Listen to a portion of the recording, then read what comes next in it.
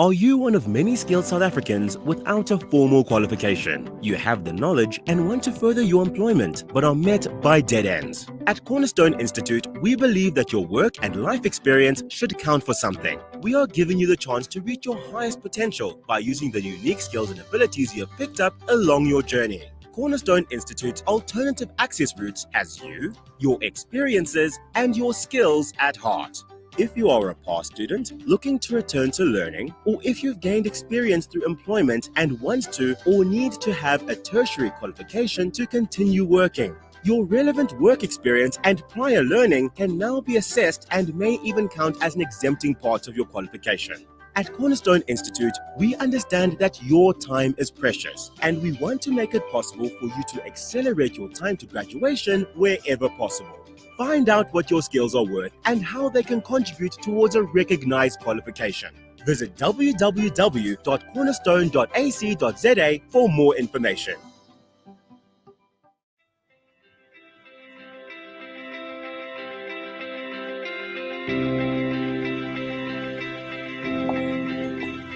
My name is Kumo Apani. I am a registered counselor. I've been in practice for 2 years, and I'm a graduate of Cornerstone Institute. When I was a child growing up, I didn't specifically know what I wanted to do, but I've always known that it had to do with some kind of care support work. I just realized that that's something that I'm called for and something that just came naturally for me growing up. So it made sense. I heard about Cornerstone from a friend of mine who actually went to Cornerstone Institute, and I decided to finally go for it and do it, so I enrolled. Funding was always a huge concern of mine. My family didn't have the means to support me, so when I finally heard about the bursaries available at Cornerstone, I applied for it, and here we are. If it wasn't for the bursary, I definitely fear I would not have been able to be afforded the opportunity to be educated, to be trained. So I guess without this bursary, you could say I would not have been able to fulfill my childhood dreams. Thank you, Cornerstone.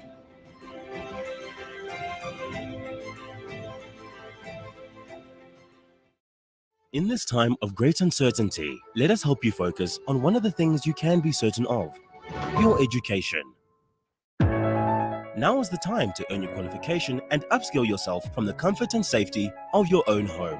We've been educating South Africa for 50 years. That means we're no stranger to a global crisis. We've got this, and we've got you. Take control and speak to one of our student advisors. Email info@cornerstone.ac.za and enroll now.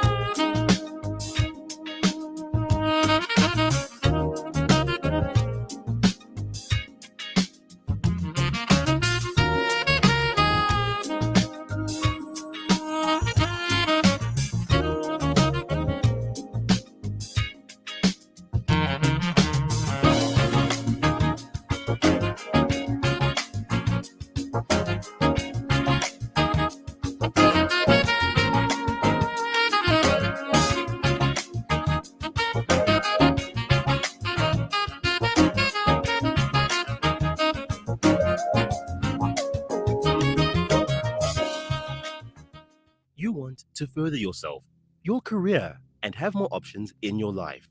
We get it. In order to do this, you need to increase your level of earning. But in order to do that, most of the time, you need to further your education.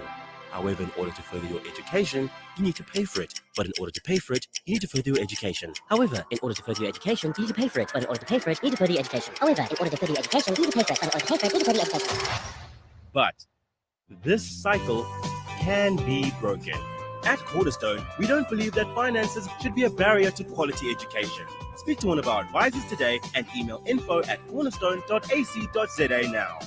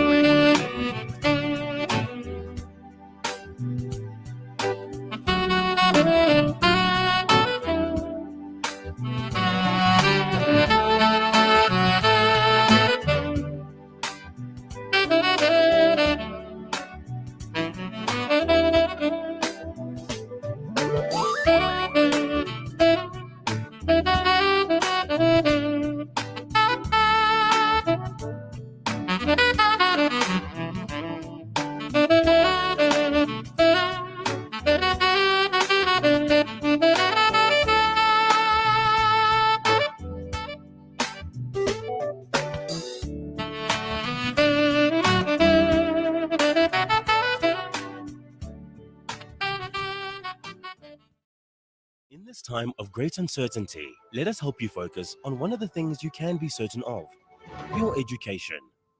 Now is the time to earn your qualification and upskill yourself from the comfort and safety of your own home. We've been educating South Africa for 50 years. That means we're no stranger to a global crisis. We've got this, and we've got you. Take control and speak to one of our student advisors. Email info@cornerstone.ac.za and enroll now.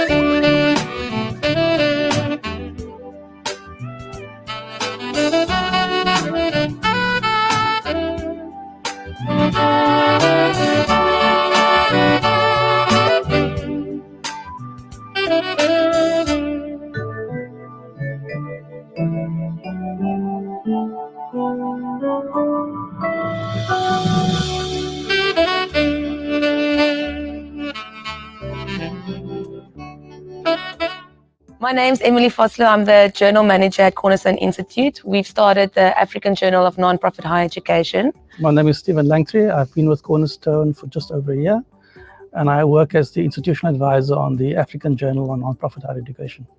My name is Jablan Chitanga. I'm a lecturer in the Psychology Department.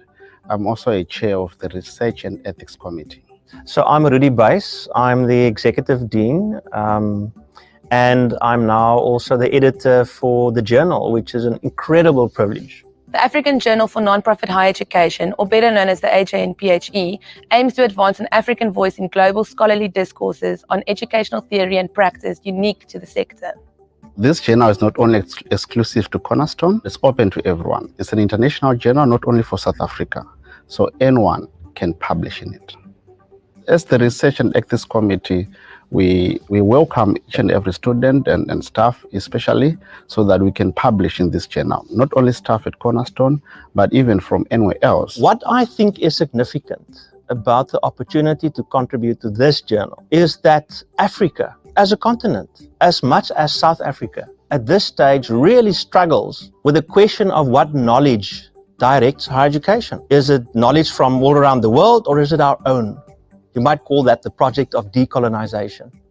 And very simply put, what that means is that when you're from Africa and you know the issues of Africa, that you write about them. And so what is exciting for me, and I think significant of this journal, is that it will give Africa voice. That is a project of decolonization.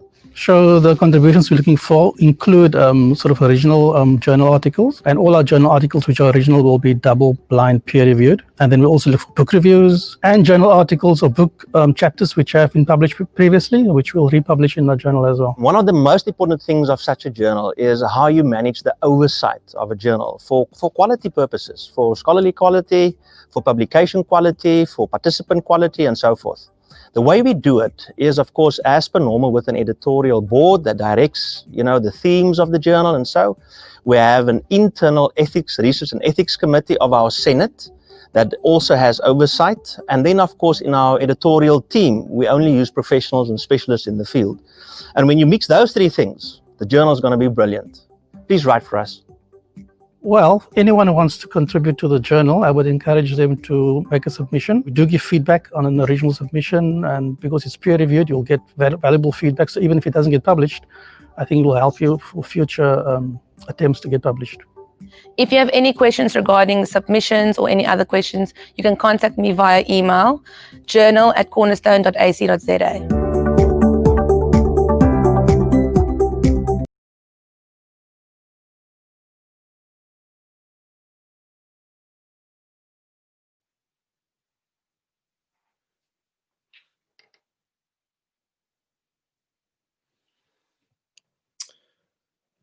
All right. Well, good evening. It's wonderful to see those videos and what's been developing at Cornerstone. I'm Rudy Buys. I'm Executive Dean at Cornerstone. It simply means I head up the academic program, which is, of course, a major privilege to be able to do so. So tonight is part of our Reclaiming Agency program, which you will be familiar with. We actually every year have this program.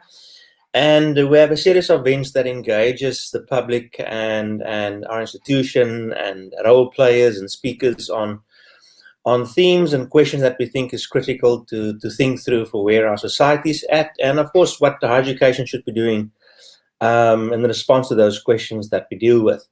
So tonight is another one of those key questions, but with a very particular angle which I'm very excited about.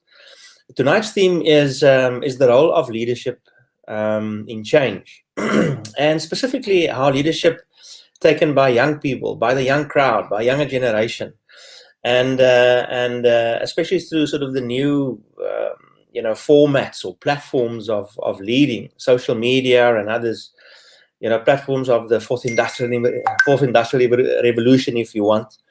And as I'm speaking, of course, you have messages coming through on my smartphone, so I apologize for that, but that's the world we live in. And the question is, what does it mean to lead change when we live in this world? And tonight we have exciting speakers that will offer their views in this regard, and we would like to hear your comments and so also see what you think and what your questions would be or comments, depending on what our speakers are saying. We have a brilliant member of our team, Shakirah Dramat, who's also one of the panel members, if you will, but who will be facilitating the discussion. And it's my honor to introduce her to you. Now, Shakirah, I know from her work in the book COP here in Cape Town. and where I've come across her work in facilitating the interface between arts and change and business, if you will. And so if you track Shakirah's storyline, if you will, her life, you see that that's her passion, is how to bring youth and art and business and change together.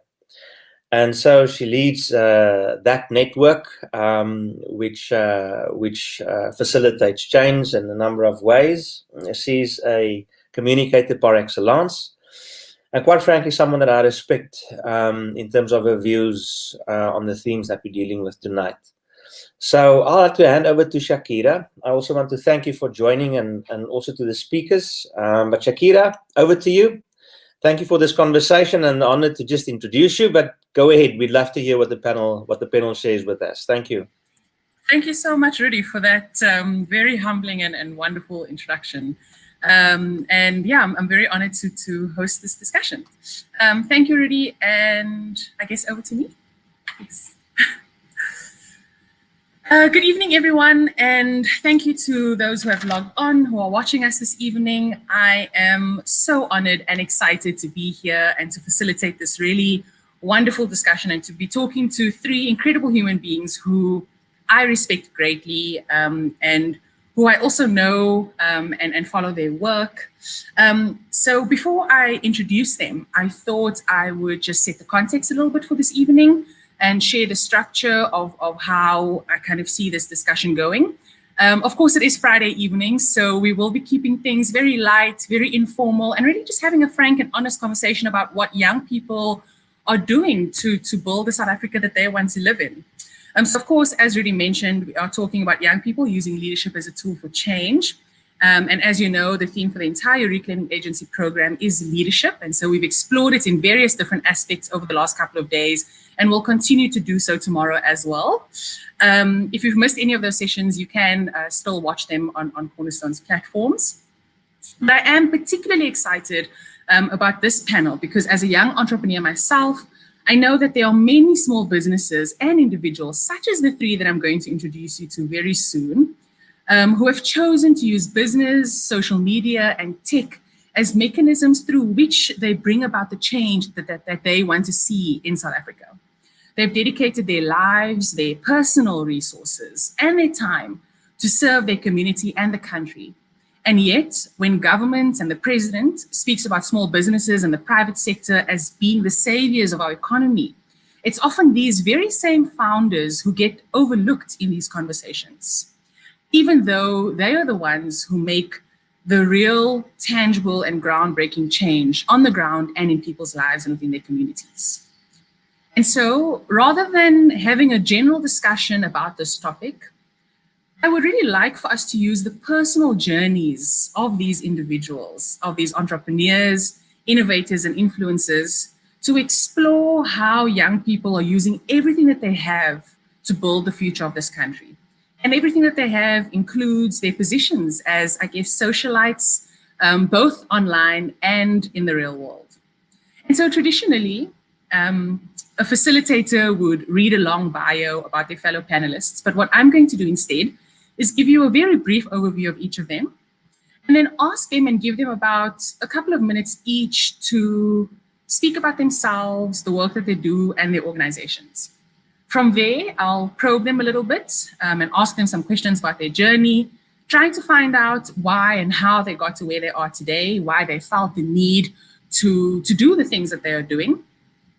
And then we'll end our discussion off asking ourselves, so what is this South Africa that we want to live in, and what does that look like, you know, in an ideal world? And so, yeah, just to let you know, as I mentioned, it is Friday evening, so we are going to be having a very informal discussion. And part of that informal discussion is comments and engagement and interaction from all of you watching from at home, from with your friends, or from your office, wherever it is that you are. I do encourage you to please make comments. We will be addressing audience questions. We will be reading some of your comments out.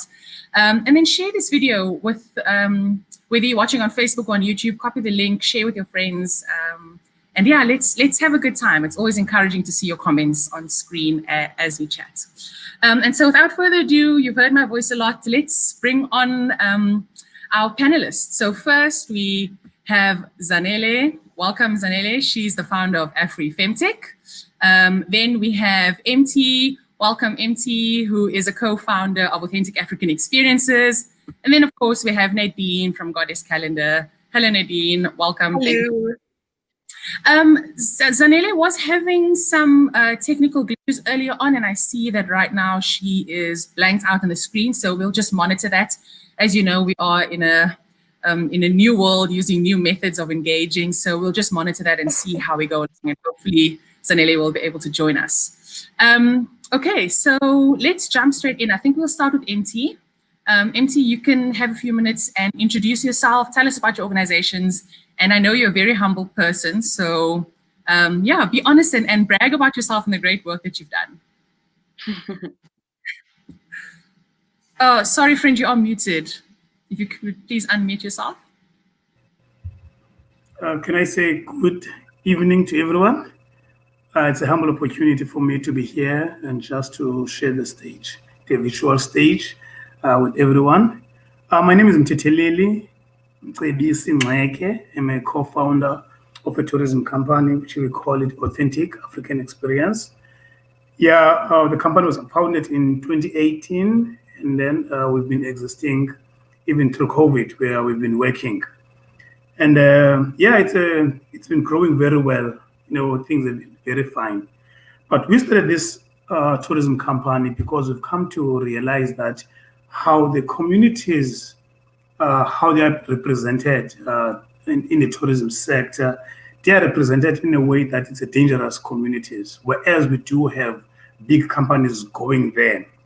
And so we wanted to change, to shift that, how the communities, the townships, the Cape Flats, how they have been represented from the outside people. And secondly, we also realized that most of the big companies, when they go to the communities, they just go to the communities, they take pictures and they leave. But there is no impact that is done within the communities. So for us, we wanted to address those two things. First, we started first to train ourselves to become tour guides. And secondly, after we got trained, we said, okay, listen, we're not going to be tour guides when we come to those communities. When we come to the communities, we take a person who stays in that community, who is not working, who is not a tour guide, who doesn't understand anything about tourism, and then we make him to become a tour guide. And as a result, we pay him for doing that. That was the first thing, that to try to create some sort of an employment. And the second thing that we've also realized after us going there, instead of us just going, take pictures and come out, we realized that there's a lot of lack. So our tourism company was existing to make an impact within the community. And so we will try to see what are the gaps, where can we make an impact, and what can we do. So through the COVID, we come to find out, the problem here, people are unemployed, because we are not taking our tourists in the tourist destination areas that are known by everyone. We take them where people are not going. You know, we're kind of like opening a new path and a new trail so that other people can be able to follow. And then we realize that there's a lot of unemployment here because there are lack of skills, and some of them, they do not know where to submit their CVs. So we wanted our company to be the bridging gap between those who have and those who do not have.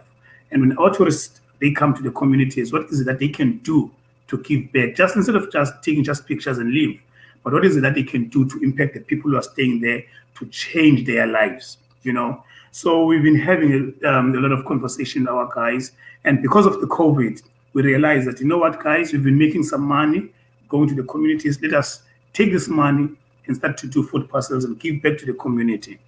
And as a result of that, our tour people that we have been coming, they decided, okay, let us join you guys so that we can be able to give to the people where we used to, because we've seen the situation and we've seen how the people are living, and we want to do some things.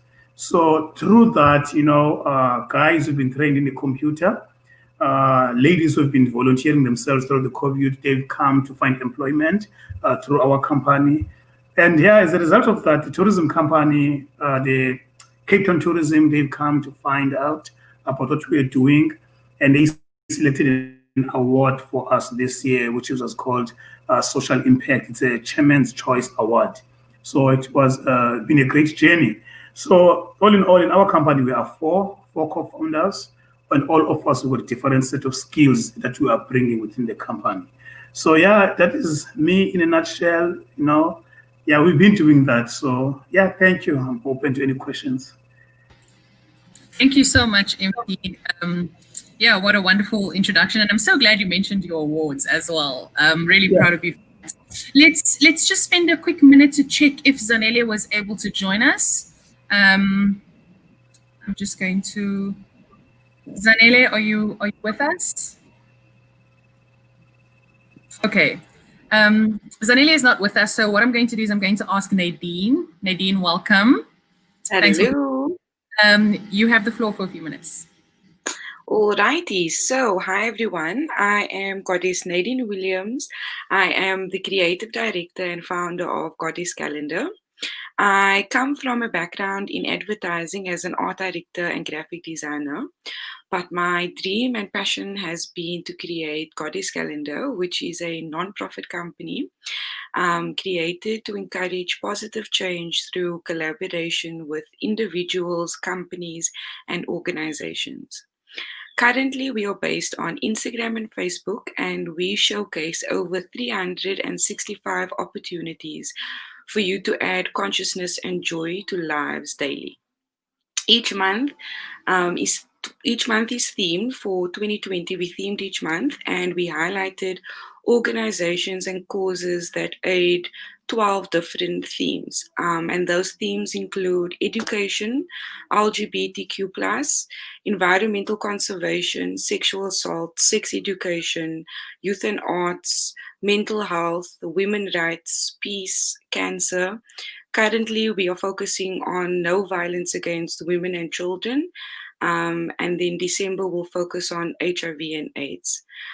We also raise funds to specific organizations, and this year, our launching year, we approached two wonderful organizations called Femo Projects and Butterfly Art Project, whose amazing work we showcased a month each in the themes that spoke to the work that they brilliantly do. But I'll definitely talk a bit more about that when we chat a bit further. But yeah. Thank you so much for having me. I'm very, very excited to be here and be a part of this discussion. Thank you. Thank you so much, Nadine. Thank you. This time I am going to try Zanele, and if we are unable to hear her or see her, we'll keep checking in with her every now and then. I apologize for the inconvenience to the audience watching at home or wherever they are, but we will keep trying to get Zanele on board. Let's try one more time. Zanele, can you by any chance hear me? I can hear you. Get in. Oh, no, Zanele, we are live. Yes, we can hear you. So if I could ask the audience at home, please have a little bit of patience with us. Zanele, we can't see you, but I think it's good that we can hear you at least. So let's hear your story, that you are live. That's okay. Can you tell us a little bit about AfriFemTech and how it started? Okay. Hi, everyone. Sorry about the.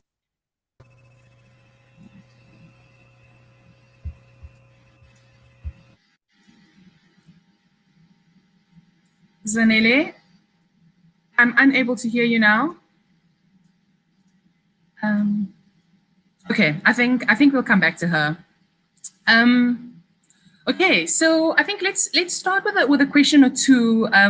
What I really love about what the two of you, both Mthetheleli and Nadine, has said so far is Mthetheleli spoke about it very directly, this word impact.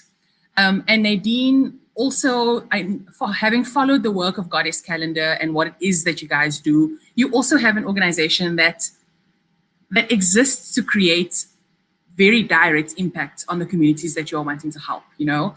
And so maybe I'll start with MT. Can you tell me, you spoke a little bit about the need that you noticed within your community, but how did you find the founders that you are working with? And you spoke about how each of you have very different skill sets.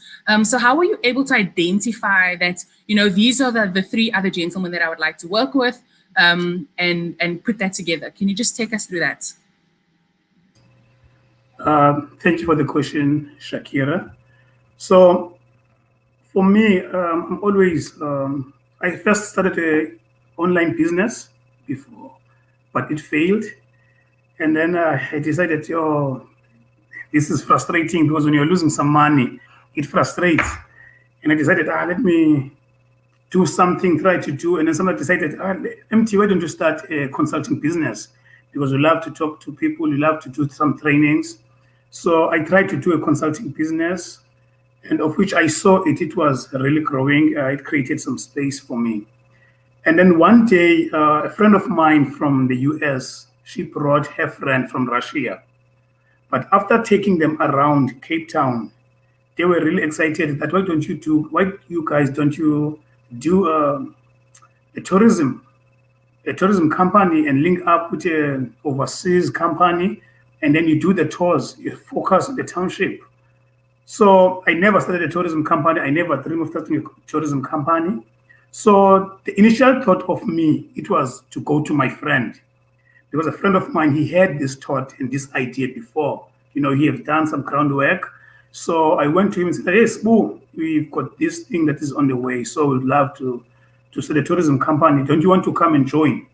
So we tried to do this business, linking up with this Russian tourism company, but it never worked because of the language barrier. So it ended up flopping, if I may use that word. Then Sbu said that, no, MT, you know what? I've got a friend of mine who works for a German school. Let me go and meet with him, and then I'll connect you with him. So Sbu, he met with this guy who works with German school. And then after meeting, because Sbu already had the groundwork. So after meeting with this guy who works with German school, he come and then he brought me along. He said that MT, he's got an access to the Americans and the UK people. So why don't we work together? And Sbu at that time, he had access to the Norwegians. So we had 3 nationalities, Norwegians, Germans, and I had access to the American people. So let us use that group of people that we already have, to start our company. Then this guy, the problem that we had, we didn't have a tour guide. Then the other guy said that his name is Peter. Listen, guys, I do have a friend of mine who is a tour guide. He just graduated now. So let us bring him on board. So we had a tour guide. We had the guys who had access with exchange students from Germany. I had exchange students from America, and Sbu had exchange students from Norway. So through that network that we already have, that's how our company grew about. Then other companies started to notice us. So I'm always bringing American people, UK people. Sbu always bringing people from Norway, from Switzerland. And then Peter's always bringing the Germans because he works in the German school. So that's how it was founded. The only amount of money that I think we only paid 5 rand only when we wanted to register our company. Otherwise, our company, it pays itself, it pays its own website, it pays its own car, it pays its own registration, its own insurance. So that's how it came about, So, yeah. But as I explained earlier on, the challenge that we wanted to address, it was how the communities are misrepresented when it comes to the tourism companies.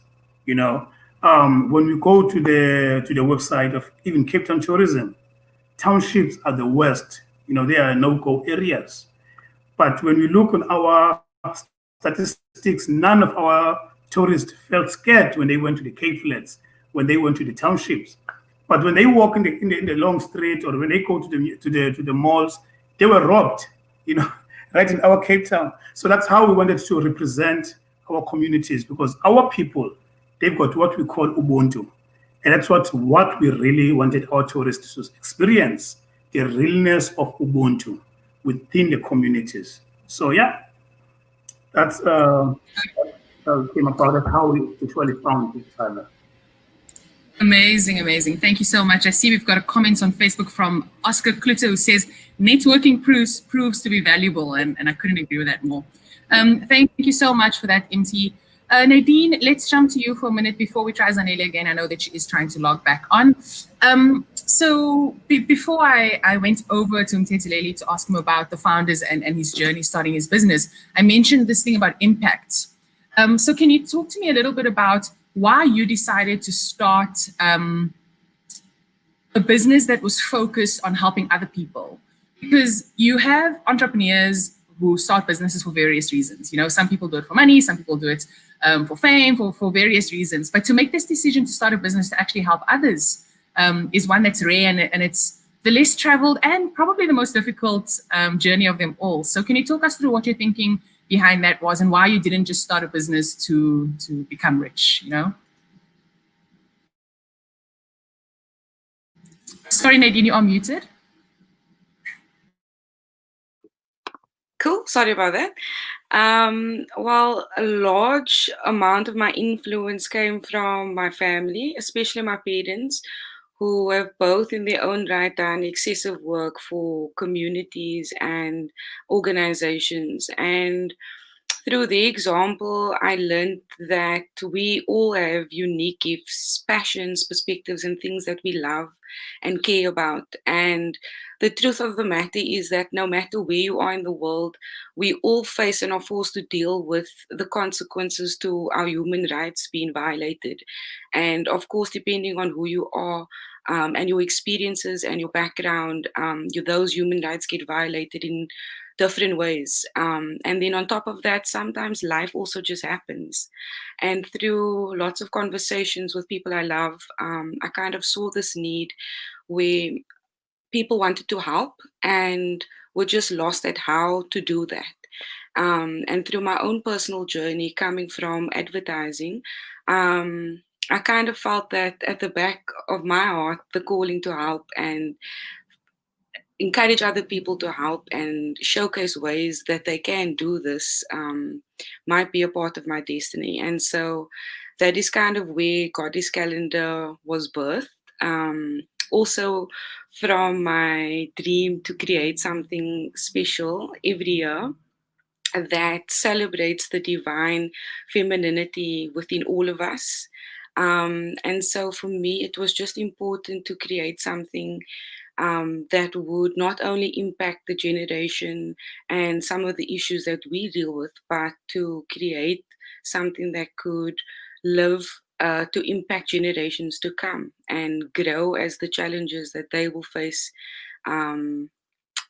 Hopefully the organization will grow with the challenges that they face and inspire young people to be involved, to fill the gaps for the things that we are passionate about. Of course, we can't all share the same passions and we can't all fight the same causes, but we can try, and we can try especially in the areas that we feel most connected to or see the need for change in that specific area where whether it's within your community, whether it's at work, there's definitely some space where you find yourself identifying a problem, an issue. And sometimes it's either brainstorm with yourself or someone else or Goddess Calendar to create some solutions to that real problems. And whether it's something that costs no money, my dad always used to tell me that we all have these special gifts that cost no money to help someone next to us. And I think with that thinking is kind of really where we are anchored, that whether you feel that there is an issue and you just don't know what to do, I can tell you right now, there is definitely something you can do that doesn't cost money to aid and help and contribute to impact. Yeah. Thank you. Such a beautiful answer. And there are so many points in there that I want to come back to. I am making copious notes and we will definitely do that. But before I do, I just want to check. I see, yes, that Zanele has joined us again. Let's see if she is with us. Zanele, hi. Yay! Yes. Welcome. I'm so glad that we were able to get you online. Okay, so Yes, I think, me too. Yeah, I'm going to give you a minute to just talk a little bit about yourself. So just to bring it back to a bit of an introduction, she runs an organization called Welo, where she distributes, it's a mobile pharmacy, so they deliver medicine to communities in the Gauteng province. And she also has something called AfriFemTech, which is who the organization that she's representing this evening. So Zanele, can you tell us a little bit about AfriFemTech and a little bit about Welo? Okay. AfriFemTech was started this year during the COVID times. That was when, like, it's called AfriFemTech, meaning African females in the tech industry. So the reason I started was that I started out in the tech industry last year, and I saw some challenges that I faced as an African female in this industry, in this white, number one, in this global industry, and in this male-dominated industry. So I saw some gaps and some challenges that I know that I was not the only person that were facing, like access to funding, access to market, access to mentorship, and things like that. So that's when I just put it out on Twitter, because I'm very active on Twitter. I put it out there saying, hey, ladies, let's shake tables. Let's get together under one brand. Let's start talking about this. And, I got a great response from ladies from Botswana, from Nigeria, from Kenya, from Zambia, and from South Africa and other countries as well, who said, yes, we want to be part of this. That's how AfriFemTech was born. Then it became a space where we just converge and where we talk about our challenges, our wins, and where we just help each other grow as females in the tech industry. I then started roping in mentors as well. Mentors who are investors, mentors who are players in the industries. Some of the mentors are from Kenya, some from South Africa, some are from Silicon Valley, where we pair them up with the different female founders who are part of our group. So that's why AfriFemTech was born, to bridge that gap between, networking, between matchmaking, between, and just pure development. Because what I want to see is that I want to advocate to see, young people, even females in tech, growing from a small business to billion-dollar exits, to IPOs, to successful IPOs. And it starts with us coming under one voice. So there's AfriFemTech in a nutshell. And Welo is my startup. Welo is a medicine delivery startup where we deliver at-home medicine from your pharmacy, from the clinic, using technology, using our scooters, making sure that people get the medicine on time and cost-effectively. Wonderful. Thank you so much. And just to say, when Zanele says she's very active on Twitter, that's an understatement. She is one of the most probably influential and active young Black female people on Twitter. It's actually how I met her and became a member of AfriFemTech. So really excited to have you here. I think let me bring MT back because I have a question for you, Mthetheleli. You spoke earlier on about how your organization kind of grew from networking, and we also had a member of the audience online who recognized networking was really important, and how all these different groups, all your different founders knew different markets that you could tap into. That, in order to recognize that, takes a certain level of skill to be able to see opportunity. And yet we find sometimes that in our communities, and particularly in communities like, for example, on the Cape Flats or in the townships, people are not trained to recognize opportunity. So can you talk to me a little bit about why you think that is, number one, I think is the first part of my question. And number two, how we as young leaders and innovators in these various different spaces can help other members of our communities recognize opportunities around them. Yeah. There was a quote while you're asking this question now that I came across that says that many people, they miss opportunity because it comes wearing overalls, So, yeah, and anything that is worth achieving, it's worth working hard too. There's also another thing that I was told, once you notice, let's say once you buy a car or a shoe, You might think that you're the only one who have that shoe when you are buying it at the shop. But the minute you have that shoe or you take notice of that shoe, you'll start to notice that you're not the only one who has that kind of a shoe. So opportunities, they are there, but it's just that we are not used in terms of going and seek the opportunities. We are waiting for them to come to us. Yes, we do complain, because of lack of opportunities. Yes, there are a lack of opportunities, but we also do miss those opportunities that are right in front of our doorsteps. So I think that what we can do for us as innovators, it is similarly what Zanele is doing, bringing people at the doorsteps of where we see potential is. And maybe when we connect those two, the spark and the petrol and the gasoline, something might come up. Sometimes these guys, they are complaining, they're not doing anything because they do not know who I can connect with. Like through our journey as a tour company, we've met across different talents. Maybe in some of our videos, you've seen a guy who's a stylist playing with soccer ball. We saw that guy when it was a COVID, he was not making any money because he only earns money by basking. So we decided that instead of this guy only waiting there, we can bring him into our company, work with us when we have some tours. Then he can do his freestyle. Then we can pay. Yes, he'll bask, but we can pay him. So we saw a talent, but we knew exactly how to connect that talent with the people who needs to see those talent. And that guy, he was in business, And then we come across with another guy, Joe. This guy cannot speak even English. But as we saw Joe, but we saw his heart for his community.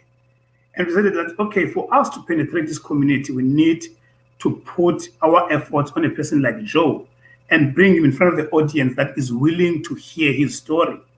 Now Joe is working for the company right next, not far where I'm staying, on the main road, as a result of those connections that we are doing. So I'm thinking that what we can do as the people, as the influencers, as the leaders, as the decision makers, who at least can see a little bit further, it is to bring those people who have the opportunities in front of the people who need those opportunities. I know we cannot help everyone.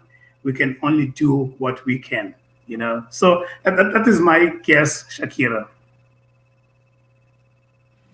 Thank you. Thank you so much. Yeah. I see a couple of audience questions coming through. We will address them in a second. My next question is to Nadine.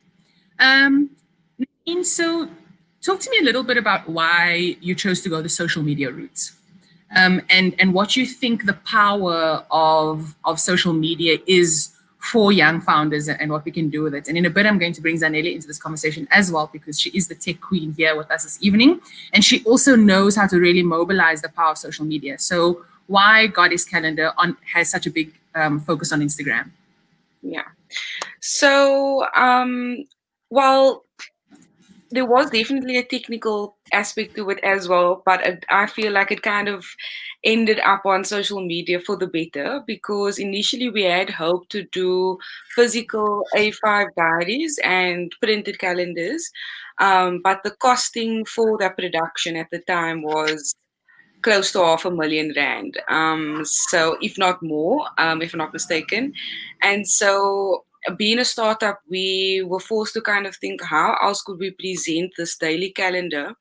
And it just kind of came to me one day while I was driving, that the grid of Instagram specifically could double up as a sort of calendar that we dedicated each day to a post. Because what was important for me was to showcase the fact that I'm sure most of you guys know, you get World Music Day, World Potato Day, Make a New Friend Day, all of these sort of different themes. And a lot of it also started from trying to bring about awareness, which is a lot of what a lot of these awareness days on social media draw a lot of their strength, is about communicating things that a lot of people, you would assume, or I thought a lot of people just knew a lot of general knowledge, but even myself through this journey, I continue to learn new things every day as I research. And so through what I've been learning, I thought that the impact could be better measured as well as reached if we went the social media route. And like our target and our core audience is definitely 35 and under. And that's obviously where they are, they're on their phones. Personally, also, I'm on social media, but I just felt that there's so much of the content that gives us, the laughs, the joy, the cosmetic side of it, the feel goods. But I felt that there was this need to showcase work done by incredible people and organizations on the ground that don't necessarily look Instagram ready or have the sort of aesthetic that appeals to everyone. But I thought through Goddess Calendar, what we could do is kind of mold it in a way to showcase and make it appealing for young people to engage, to learn new things, and figure out where their head's at and what speaks to them. Because even as MT said, not everything, not every cause is kind of for everyone. So once you identify what you're passionate about or even can add value to, that is where we kind of hoping to attract people through social media to engage with us and then give back in that way. Hope that answers. Yeah, thank you. I want to bring Zanele in here. Zanele, are you with us? Yes, I am. Awesome. Talk to us about the power of social media and the power of social media, particularly for young founders on the African continent. Wow.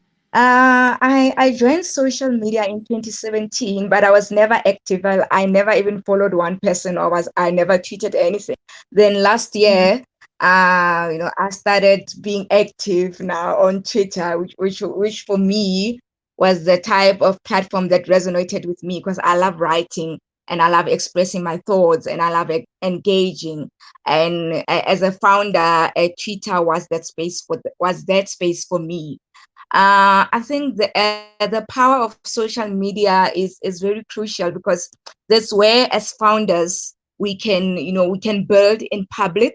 Because building in public, I've seen for me that it helps. That's where you get your stuff. That's where you get in touch with your potential investors. That's where you get your mentors, free mentors. That's where you pick some brains. So for me, I think as young people, use social media as that platform. Use social media as a platform where you can grow. Because I know the reason I stayed far away from social media was that people were saying social media is toxic. Yeah, blah, blah, blah. But once I started getting in there, I saw that no, man, it's not toxic. It's if you follow toxic people, then it becomes toxic. But if you have an agenda to make it into a positive space for you, into a space for growth, into a space for development, it will take you somewhere. And that's where you reach your market base as well. Like especially in Facebook, that's where you reach your marketplace. So that's where you build. That's where you get your market. That's where you get your peers, because you have to have your tribe. You have to find your tribe of peers that you can pick each other's brains and you grow, because you cannot grow as an island. So young people, use social media as your army to take you somewhere. Use social media as your space for development, as your space for growth, and also as a space for laughs, like Nadine was saying.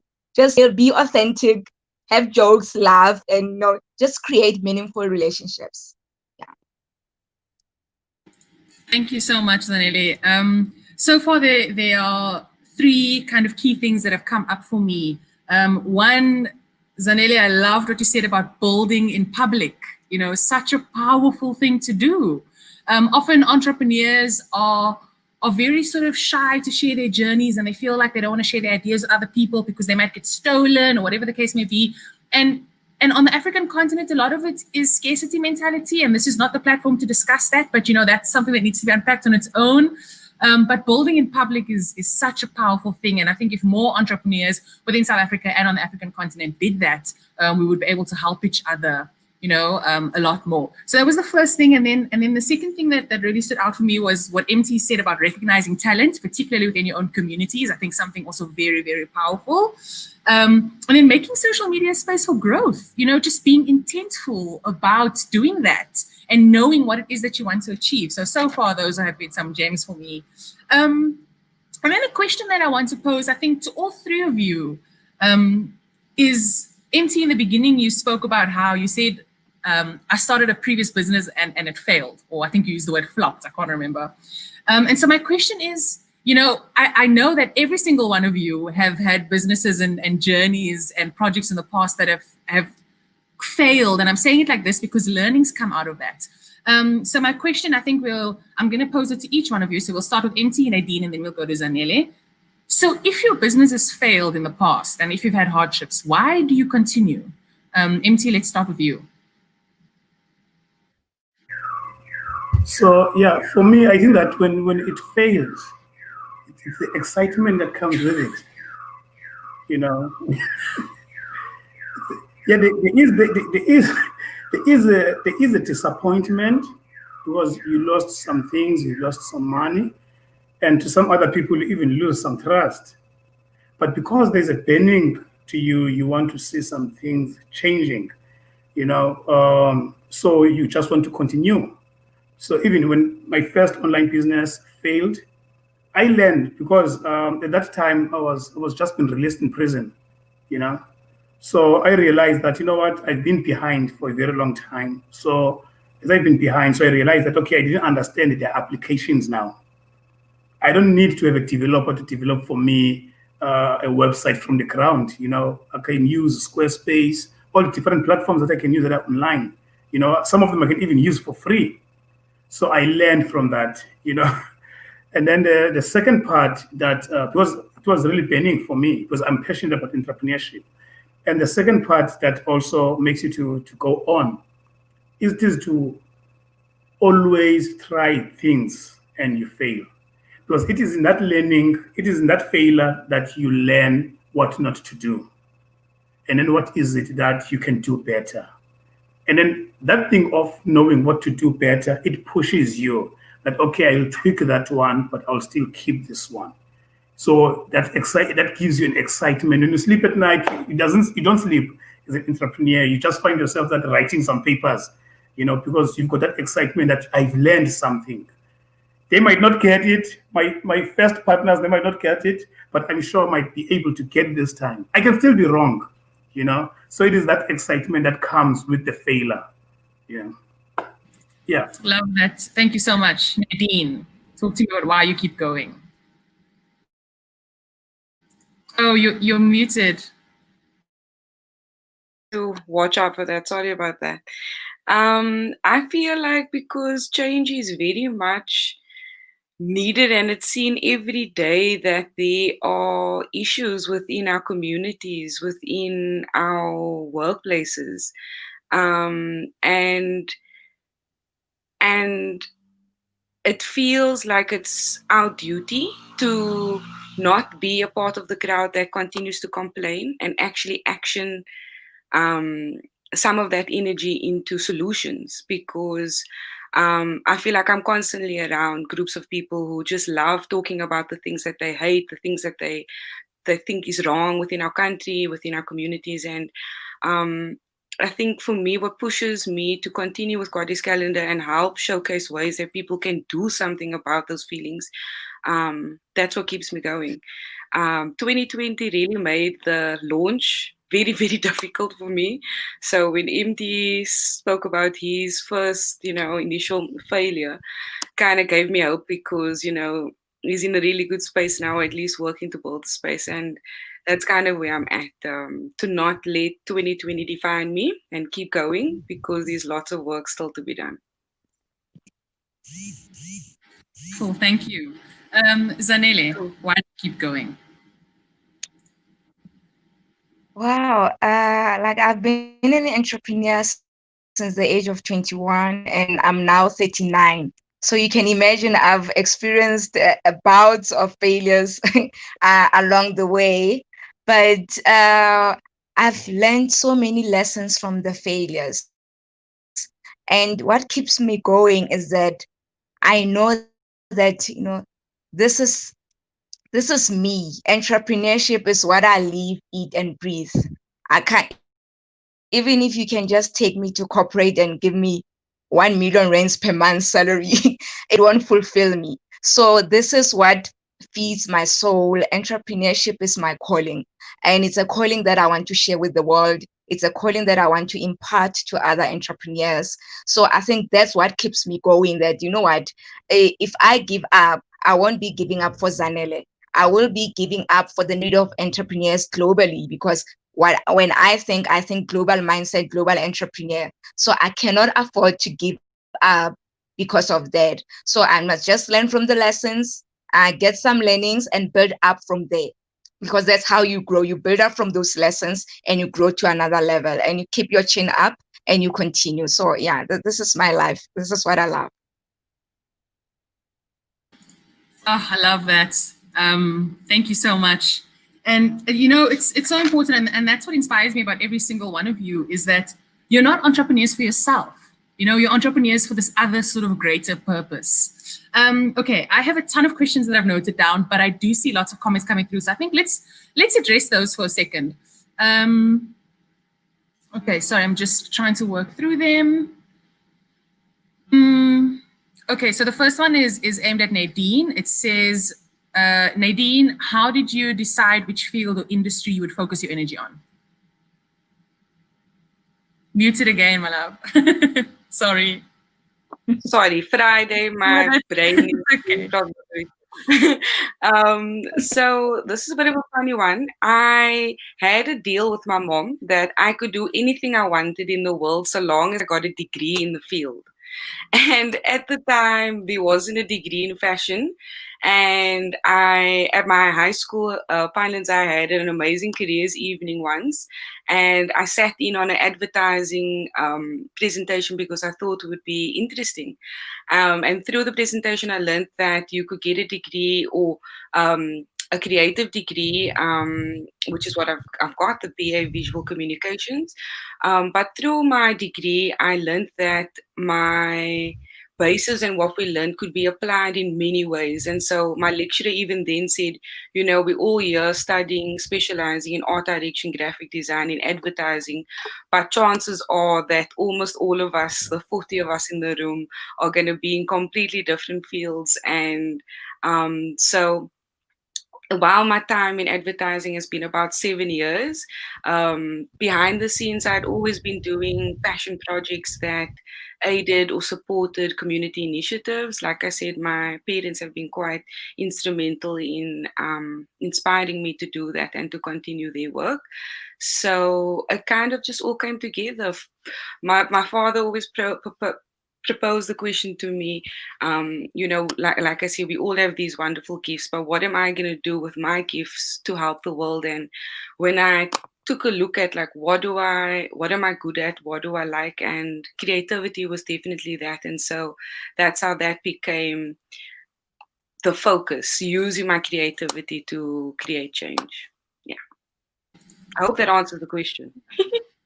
Yes, thank you for that answer. And thank you, Oscar Klute, for the question as well. Yes. Nadine, you mentioned something very important there. I think it's about finding what you love and then taking that thing and using it to make a difference in the world, which is very important.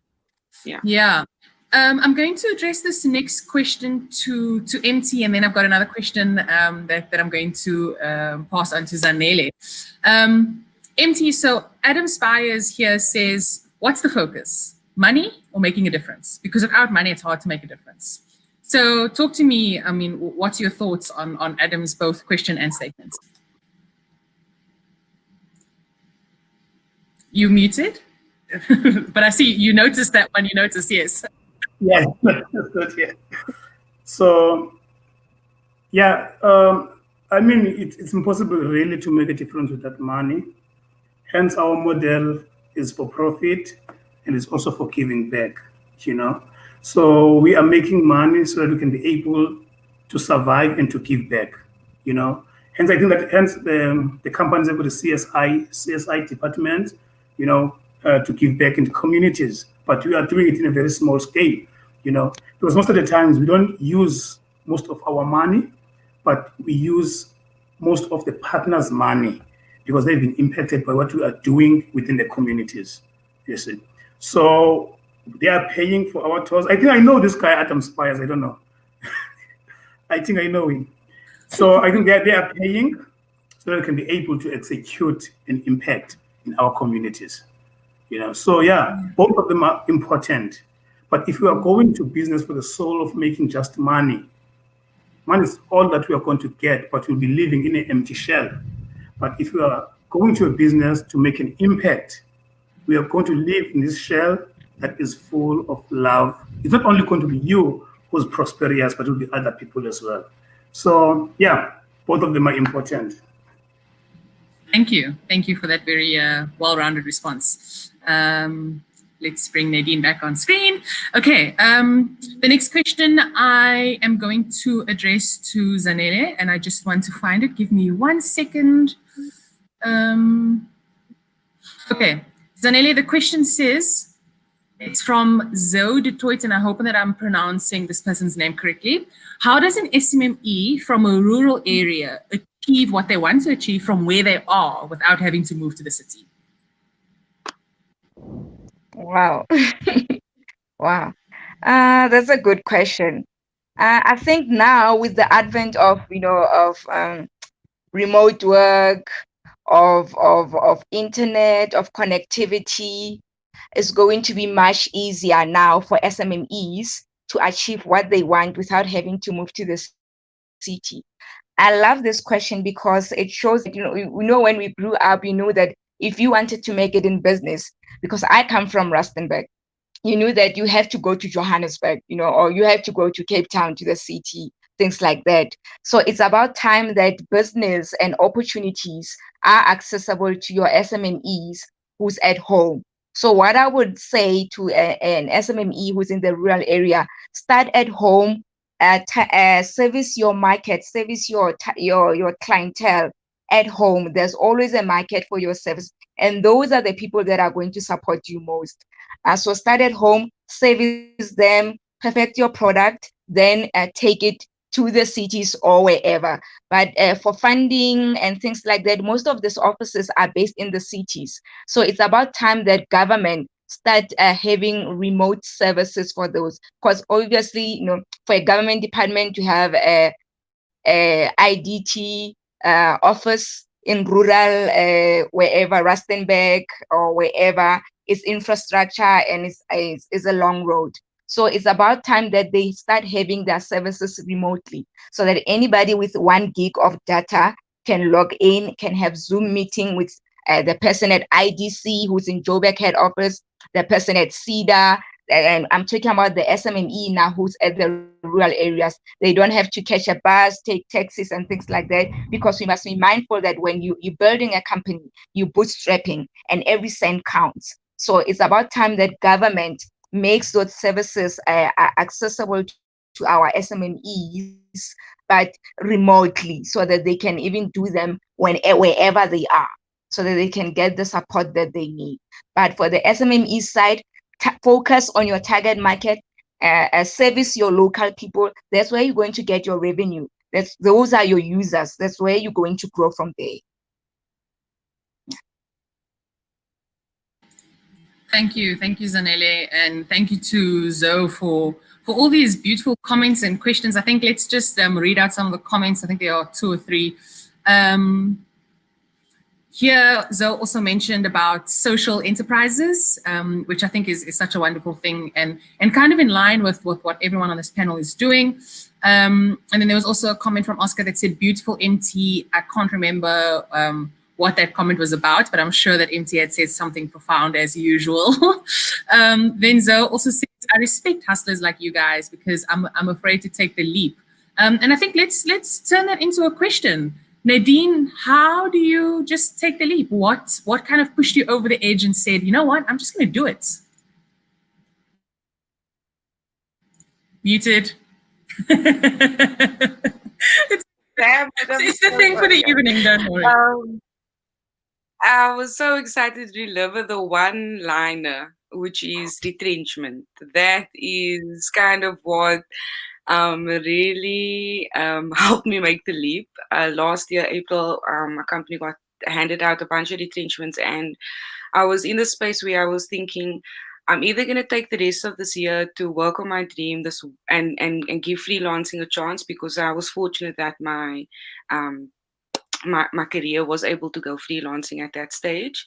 And yeah, that's kind of what gave me the leap. I had hoped to enter back into the workforce to support this dream. Obviously, nonprofits don't pay for themselves. Well, my model at the moment doesn't pay for itself. But now we are just hanging in there and doing the best that we can. But yeah. Thank you. And then Zanele, I'm going to come back to you, and then we'll swing the discussion back to MT, particularly because you are the tech undi on the panel. So the question was, sorry, I'm just trying to find it quickly. So you spoke about, how we have now, because of remote work, people can work from the rural areas, and then a little thing about infrastructure and government facilities being available remotely. And this issue of infrastructure is one that I think that we should maybe just spend a few minutes talking about, because, yes, it's great to say that, okay, people in the rural area can now work from there, but just because someone in the rural area has a laptop or has a phone doesn't mean that there's a cell tower there. It doesn't mean that they can even get signal there. And so, yes, and so this question, yes, is, sorry, I lost it. Two questions from the same person. One says, does the fourth industrial revolution rhetoric assist SMMEs in the tech industry? But then before you answer that, just a quick one. Is there an audit from government or from the private sector about tech infrastructure in South Africa? Do you know of any such audits? Okay, no, I don't know of any audit. I don't know of any audit, unfortunately. And as for 4IR, that's why I'm just holding my head like this, because this 4IR really, government, they don't know how to implement this. I'm just going to be frank about it. They don't know how to implement this. They've been talking about it, but there has not been any tangible implementation. I think with our government, going back to infrastructure again, we like to jump onto things like we're seeing like China, we're seeing US, Silicon Valley, talking technology and all of that, and we jump on that bandwagon, forgetting that we skipped the most important thing phase, which was industrialization. We skipped that industrialization phase. If we have done that industrialization phase, zoned into it like all the developing economies, all the developed economies, your US, your China, they started with industrialization. If we would have done that, we would have those cell phone towers, we would have those infrastructures, and now we will say, okay, now we're ready. Now we did that bit. Now we can do 4IR. Now we can implement it effectively because there's infrastructure to support it. So government really, I think, frankly, they failed on that side. So that's why now 4IR is struggling to take off, because we are in COVID. That's where 4IR should have been rolled out across across all departments, from your what is it, your home affairs. Last time I went to the home affairs to go and make a temporary ID. In those COVID times, we had to stand on queues, exposure, and things like that. But because the infrastructure cannot support that, so there's no way to roll out that 4IR. It just becomes a talk shop. So they should have done the development first, the industrialization, saying that, no, we're going to put 10 years in that, pushing industrialization in South Africa, making sure that your Nadines out there, your MTs out there are running factories, factories are operating, there's infrastructure, there's cell phone towers and all of that. Then after 10 years, we say, okay, now we can do 4IR now, because that's where we start. So with 4IR, I'm going to be frank, it's really not taking off, because we didn't start on the ground level. That's why it's not taking off, and it's just become a talk show. So yeah. And hear the passion in your voice. Love it. So yeah. Yeah, okay, MT. Yeah, oh gosh, it infuriates me. Ah. MT, let's come back to you. So both questions here from Oscar Kluter asking similar things, but I'm going to read them out, both of them. So the first one says, MT, the IDC sits with serious funding projects funding projects of established companies, while young Black entrepreneurs battle to fund their projects. What is your view on this? Before you answer, let me read the second question that is similar and kind of asking the same thing. Says, MT, with IDC funding corporations who are self-sustainable, please comment on Black businesses seeking funding and not being supported.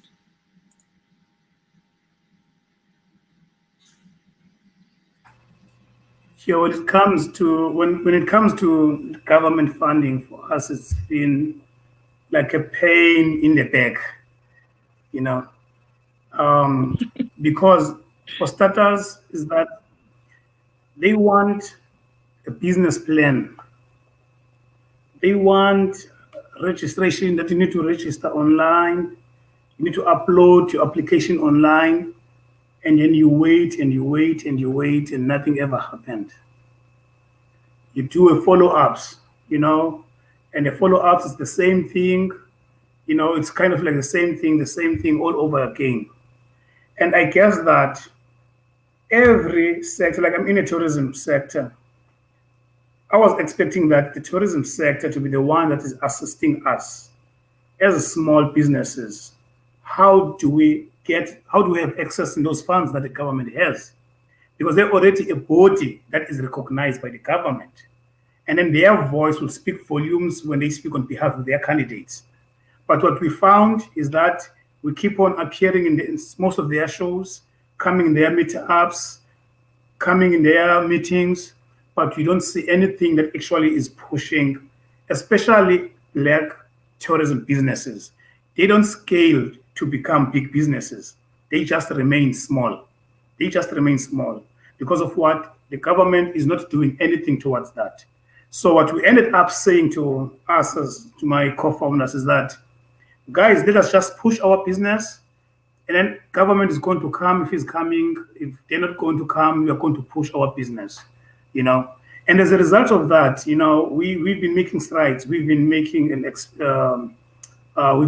some experiences that knocks on the government's doors, not us knocking, but the impact that we are doing in the townships. So that's what we've been doing. Even right in COVID, we've already done 2 tours because we had to tweak our business. Instead of just doing township tours, we realized that there's also a gap of surfing. Young kids, parents, they are tired of their children, but a safer space is to take them to the sea and to do surfing. Now we've got a long list of kids who wants to do it on December, you know, but the government is not doing anything, you know, and if we are waiting for the government's bus, it will never arrive. You know, we just need to push and push. At some point, they are going to turn. Yeah. Wow, thank you so much, MT. And the person who asked that question just said, your honesty is awakening, MT. Nepotism plays some role somewhere. Thank you, leader. And I think that's such a beautiful segue into the next part of this conversation. We've got about 17 minutes left. And I have many questions in my mind, but 2 that I'm going to ask you now. The first one being, I love what you said, MT, about if you're waiting for the government bus, it's never going to come, you know? So talk to me a little bit about that. And I'm posing this question to all 3 of you.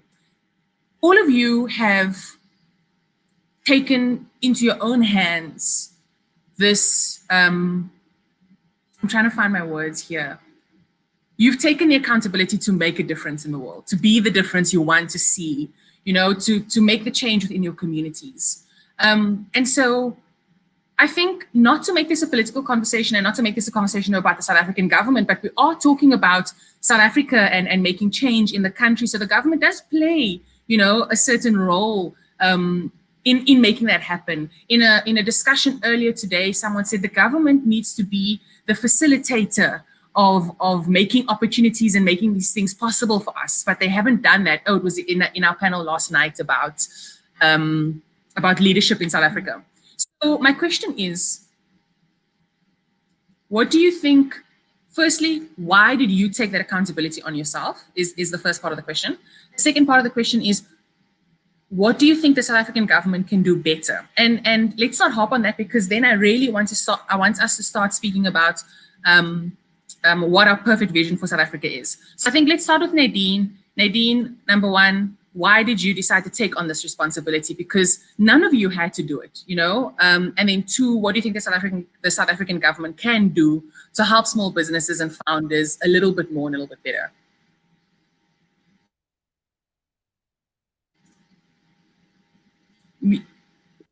Cool. Like I said, my journey really started with the influence from my family. And I mean, I see my father now, much later in his life, still continuing the good fight. And for me, I just know that I have to continue this, because no change is going to happen if I don't. I can't be sitting back and seeing things that I can do or that people I know can do and not participate. And I think that government really needs to start at the bottom. And when I say that, sorry, not the bottom, I mean, when people are young in education, I feel like government can do a much better job at restructuring and rethinking what education means to young people entering this world that is as chaotic as it is, and what tools and support structures and mentors, even within your teachers and the adults that are around that space, what can they do and how can they restructure programs, especially like life orientation, to really get people thinking about not only entrepreneurship, but how entrepreneurship can impact change, creating jobs within that space. And I think really from there, giving young people the tools post high school to then action, those thoughts that will encourage the identifying of problems. And then instead of, I mean, I know it seems silly, but I really feel like there are so many life lessons with living and with how to make the world a better place can all live in the same space. So that's what I feel like government can really start with or rethink. Thank you so much, Nadine. Let's go to Mthe. Sorry, before we get to you, I just want to ask, Zanele will reconnect again. Okay, while waiting for Zanele to reconnect, Mthe, talk to me about the government bus. And also, don't forget, talk to me about why you decided to take on the responsibility of making change within your community. Can you repeat what you've said first? Okay, so the first part of my question is, why did you, as a founder, what made you take on this responsibility to make a change and to be the change? And then number two, what can government do to help people such as yourself? Sure. So, sorry. So I think that I'll start with why did wanted to be someone wants to start a business to be an entrepreneur. The first thing is that I come to realize that we don't have a story to tell. Once we die, what are we going to be remembered about? People remember people who have built some things. And when we have never built anything, what are we going to be remembered about? And we realize that as our companies, that whatever that we are not doing right now, we are betraying the next generation that is coming. And whatever that we are doing, we are helping the generation that is coming to say that, you know what, they at least managed to fight till this far. We are going to take the baton and fight that far and go further. We mustn't burden the generation that is coming behind us with our battles that we will fight for ourselves. So when we were starting about it, we were not only thinking about ourselves, but we were thinking about our families. The first thing that we realize is that I'm not going to leave my child in employment that is signed by another company, but I can leave a legacy for my children if I'm seeing that there is my company. There is something that they can leave, they can go on and say that this is my father who have started this. They can take some shares and so on. So I'm able to leave a legacy. I'm changing not only my life, but my generation's lifestyle. So I believe that government can do much more than what he's doing. Instead of just peddling some information, just speaking a lot of bombastic words, holding big functions. But I think that in terms of them, what they are saying, and put it into implementation, things they can start to change, you know. For a tourism company, I'll speak just about tourism company. For a tourism company started in the township, there are a lot of things that you need to overcome. The first one, you need to overcome the mentality of the people about the townships. The second thing, the people who are saying that they are helping people in the township, they're the ones who are advertising the township very bad. And the second thing, you need to have a registration fee to start your business. And when you have the registration fee, you need to have a registration fee to pay the body, which is you are under, which is the tourism board. You haven't even started with a single customer, but you've already been spending money with your own ideas, you know.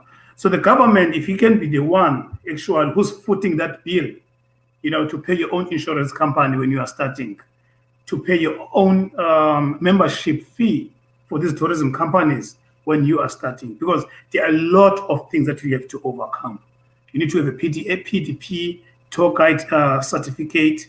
You can be a tour guide, but you can only be limited in one place. So if the government can use those funds, you know, I like what Oscar was asking earlier on, use those funds that are just laying there to empower the people in the township. You know, when people are being empowered, they tend to take ownership for their lives, you see. So if the government does not do that, doesn't empower people, people will always look for the government for answers. And the government won't have those answers because he kept what can help the people to be financially free. So it's basically what I can say, Shakirah, you know. Love that. Thank you so much. And it goes so perfectly in line with a comment that says exactly, government needs to be an enabler, yes. You know, which is so great. Yes. Okay, so about 8 minutes left.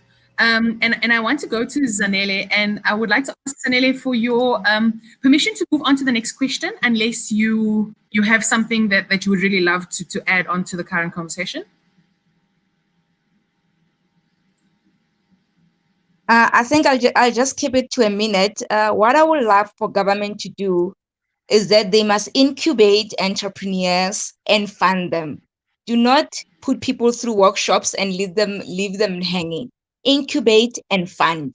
That's what I would like the government to do, especially for township entrepreneurs. The bias must be towards your township entrepreneurs. Incubate and fund. Don't incubate and leave them hanging. Thank you. I love that. Powerful stuff. Okay, let's move on to our closing remarks. And in closing, I would like to ask the question. So the discussion tonight is about using leadership as a tool for change and to build the South Africa that we want to live in. So I'm asking you now, what is this ideal South Africa that you would like to see? And I'm not going to put a time frame on it. I'm not going to put any limitations to the question.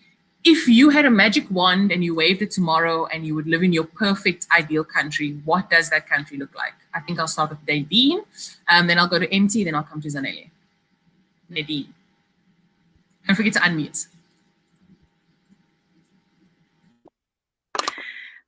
For me, the perfect South Africa would be community conscious. That being where there is a genuine commitment from communities to take pride in the spaces that they are around and the people that surround them, to engage and identify the issues that your neighbors or people down the street face, because you know, we all have this idea that we want to help where we come from. But I mean, even just thinking of Cape Town for me, you know, that's where I come from. It's massive. It's a big stretch of land, and it's filled with a lot of different people with different needs.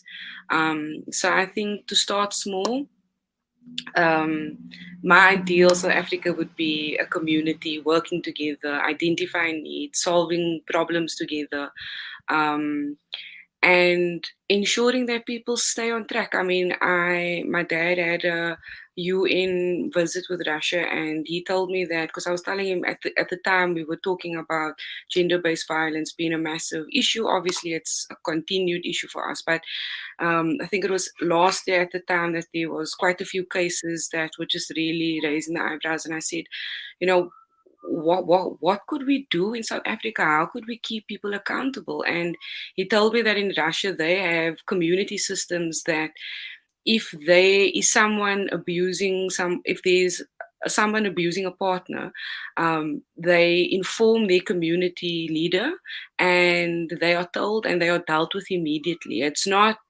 a system that's like, you keep it to yourself. It's a system that you identify where the problem is and action it immediately. Counseling, support with police, and keeping people accountable, because I think, it's great to have a system where, things are like we fix all the problems. But I think my ideal world is having people understand that we need to consistently work to keeping that. So that would be my ideal space. Thank you. Thank you so much. I just want to encourage the viewers who are watching from home or wherever you are, please let us know in the comment section what your ideal South Africa also looks like. It would be interesting to see comments from all of those watching this globally or wherever you are sitting. Okay, T, what does your ideal South Africa look like? No limitations. You are muted. I've got Nadine's forget now. So my ideal South Africa, it is when a domestic worker goes out of the door and works down the road instead of going to Sea Point or to Green Point. It is when a street cleaner, instead of just going to Cape Town, just start to clean the streets. It is that entrepreneur who wants to start a tech business. Instead of driving, taking 2 taxis from Khayelitsha to get to town, he just gets out and walk to the place. So that's my ideal country, whereby opportunities, they're not so far away, but they're just right in front of your doorsteps, whereby it's easy for you to access, it's easy for you to grow. So that is my ideal country, Not only it's only experienced by the few, but it's experienced by everyone who shows potential that they can run. So thank you. Thank you. Thank you so much. Zanele, over to you. What does your ideal South Africa look like? My ideal South Africa, my joyful South Africa would be a South Africa where we encourage job creation and growth. And how do we encourage job creation and growth of our nation? We must create a vibrant funding environment, from your VCs, from your angel investors, and from government agencies, accessible, vibrant, that can help entrepreneurs. Also, a great South Africa for me is a South Africa where we can unearth entrepreneurial spirit, wherever it is, whether it's in Guyana, whether it's in Cape Town, whether it's in Rustenburg, entrepreneurs must have a place and a space to thrive.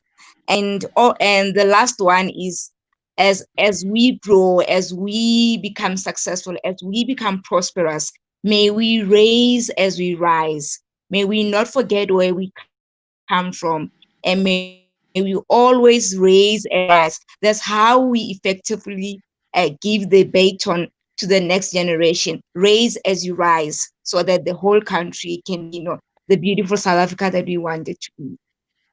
Thank you. Thank you so much, Zanele, and to the rest of the panelists for such beautiful answers. We are unfortunately out of time. We have 1 minute left. And there's still so much that we can talk about. You know, there was a wonderful question in the comment section that asked around how you balance work and life. And I also wanted to chat a little bit about mental health and how we sort of stay sane working in these spaces. But unfortunately, there is only so much time for a panel discussion. I just want to let everyone who is watching, whether you're watching right now or you're watching it at a later stage, whether that be tomorrow, later tonight, next week, next year, please let us know in the comment section what your ideal South Africa looks like. It would be wonderful to see the vision that we all have for the country that we love so much.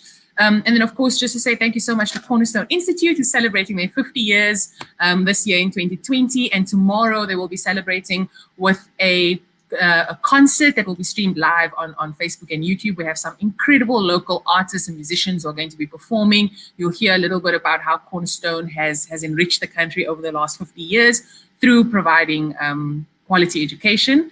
And then, of course, one last thank you so much to this incredible panel.